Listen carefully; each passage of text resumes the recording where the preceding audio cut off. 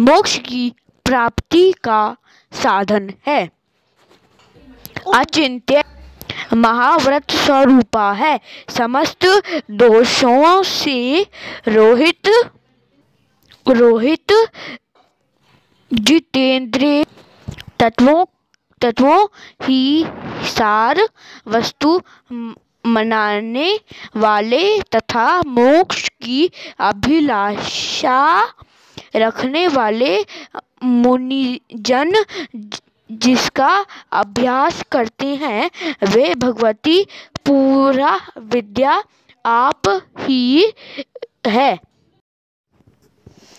आप शब्द स्वरूपा हैं। अत्यंत निर्मल ऋग्वेद, यजुर्वेद तथा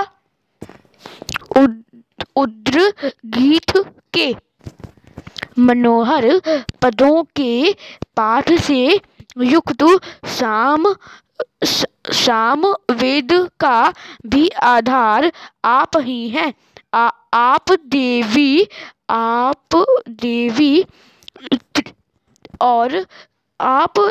देवी तीनों वेद और भगवती हैं। इस विश्व की उत्पत्ति एवं पालन के लिए आप ही वार्ता के रूप में प्रकट हुई हैं। आप संपूर्ण जगत की घोर पीड़ा का नाश करने वाली हैं। देवी जिससे समस्त शक्तियों के सार का ज्ञान होता है वह मेधा शक्ति आप ही मेघा शक्ति आप ही हैं। दुर्गम भव सागर से पार उतारली नौ का रूप दुर्गा देवी भी आप ही हैं। आपकी कहीं भी आसक्ति नहीं है। कैटभ के शत्रु भगवान विष्णु के वक्षस्थल में एकमात्र निवास करने वाली भगवती लक्ष्मी तथा भगवान चंद्रशेखर द्वारा सम्मानित गौरा देवी भी आप ही हैं।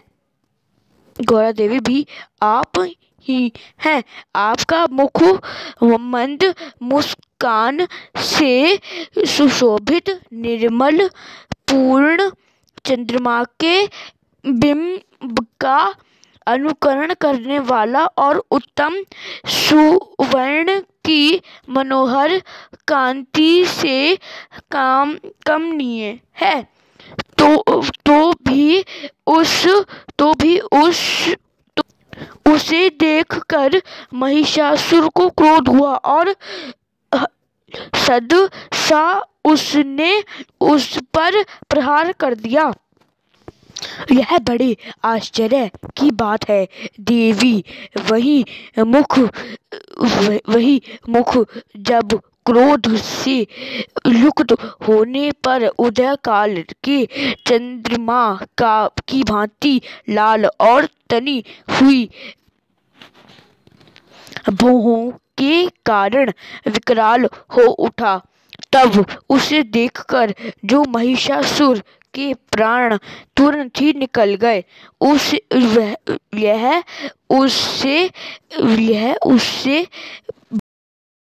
भी बढ़कर आश्चर्य की बात है, क्योंकि क्रोध में भरे हुए यमराज को देखकर भला कौन जीवित रह सकता है। देवी आप प्रसन्न हो।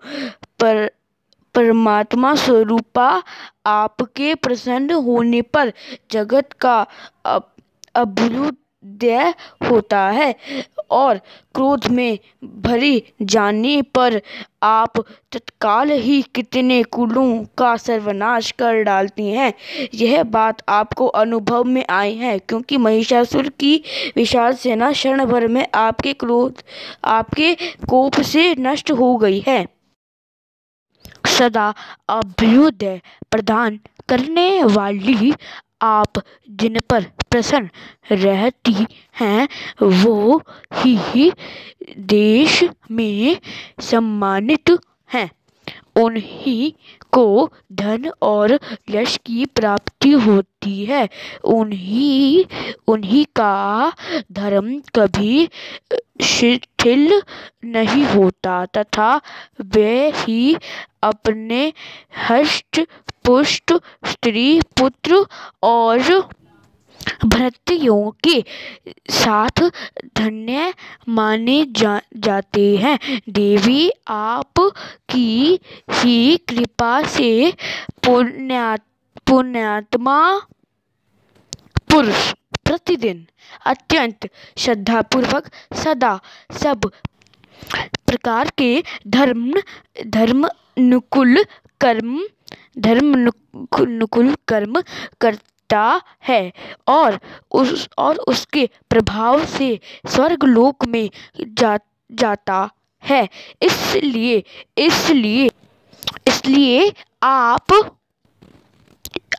आप तीनों लोकों में निश्चय ही मनोवांछित फल देने वाली हैं। माँ दुर्गे आप स्मरण करने पर सब प्राणियों का भय हर लेती हैं और स्वस्थ पुरुषों द्वारा चिंतन करने पर उन्हें परम कल्याणमयी बुद्धि प्रदान करती हैं। दुख दरिद्रता और भय हरने वाली देवी आपकी सिवा दूसरी कौन है जिसका चित्त सबका उपकार करने के लिए सदा ही दयाद्र रहता हो। देवी इन राक्षसों के मारने से संसार को सुख मिले तथा ये राक्षस चिरकाल तक नरक में रहने के लिए भले ही पाप करते रहे हों, इस समय संग्राम में मृत्यु को प्राप्त होकर स्वर्गलोक में जाएं। निश्चय ही यही सोचकर आप शत्रुओं का वध करती हैं। आप शत्रुओं पर शस्त्रों का प्रहार क्यों करती हैं? समस्त असुरों को दृष्टिपात मात्र से ही भस्म क्यों नहीं कर देती? इसमें एक रहस्य है। यह शत्रु भी हमारे शस्त्रों से पवित्र होकर उत्तम लोक में जाएं। इस प्रकार उनके प्रति भी आपका विचार अत्यंत उत्तम रहता है। खड्ग के तेज पुंज की भयंकर दीप्ति से तथा आपके त्रिशूल के अग्रभाग की घनीभूत प्रभाव से चौंधी लाकर जो असुरों की आंखें फूट नहीं गईं, उसमें कारण यही था कि वे मनोहर रश्मियों से युक्त चंद्रमा के समान आनंद प्रदान करने वाले आपके इस सुंदर मुख का दर्शन करते थे।